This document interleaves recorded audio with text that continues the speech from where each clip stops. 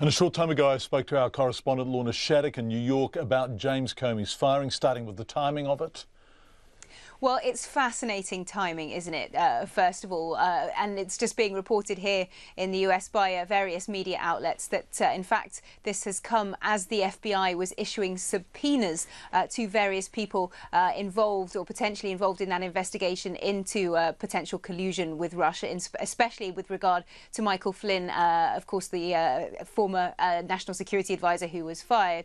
So that timing certainly seems interesting. But, of course, it also comes after a pretty dire day yesterday, Monday, for the White House when Sally Yates, that former acting Attorney General, who, as you'll remember, was also fired by Donald Trump, gave testimony in Congress and gave some pretty damning or certainly problematic testimony as far as the White House was concerned when it came to the firing of Michael Flynn and why they had not acted on her advice and got rid of him earlier. So some pretty bad headlines for Mr. Trump swirling about here. And it seems that his mood when it comes to Director Comey has changed dramatically, because you will remember that when Director Comey reopened that investigation into Hillary Clinton's emails just a few days before the election last year, Mr. Trump could not praise him highly enough and went on to talk about how he had done the right thing. Now it seems that both Mr. Trump and his Attorney General will say actually it was Mr. Comey's handling of that very affair that is why he's now been sacked. So certainly a big switcheroo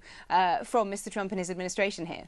So Sally Yates putting the boot in, Michael Flynn being subpoenaed, the wagons circling, the vultures circling, however you like to describe it, in terms of the Russia probe, and Trump sacks the head of the FBI, leaving the Russia probe where?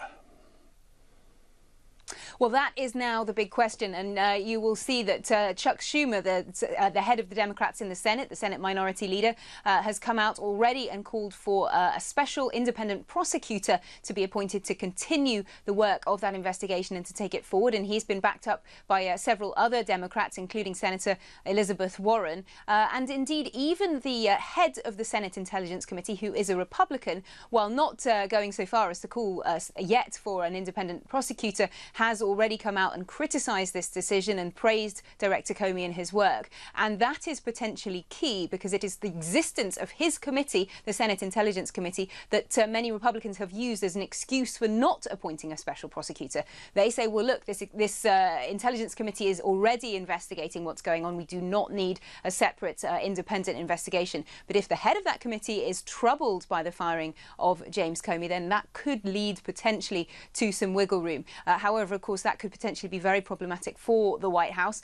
So it will be interesting to see what happens. But in the meantime, of course, President Trump will have to appoint a successor to James Comey, and that successor will have to be confirmed by the Senate, by 51 senators. And if they choose to, the Democrats could potentially make life quite difficult for President Trump and whoever he decides to appoint as James Comey's successor, as indeed they did when it came to appointing someone on the Supreme Court, Neil Gorsuch, when they decided to try and block that. And the Republicans had to change the voting rules in order to get Neil Gorsuch through. So it's possible they might want to end up having to do the same thing again here as well.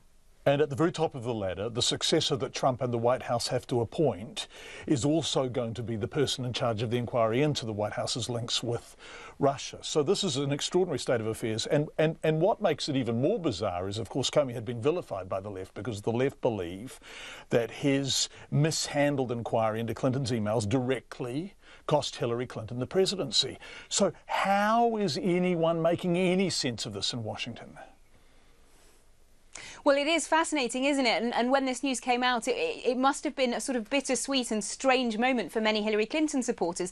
Even just last week, she was making some public remarks, some rare public remarks about the election, and said that certainly she feels a large part of why she lost back last November was because of that reopening of the email investigation by James Comey just 11 days before Americans went to the polls, and when in fact many of them were already casting early ballots in that election. So a strange moment moment for them because in some ways they've had the knives out for.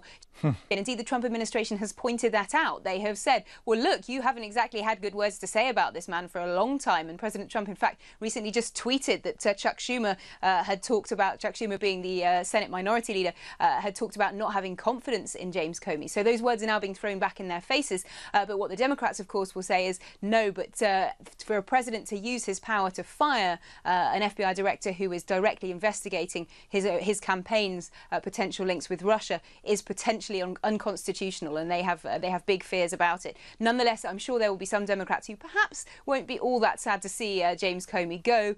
So a very strange moment in Washington. And that the truth. Lorna Shaddick.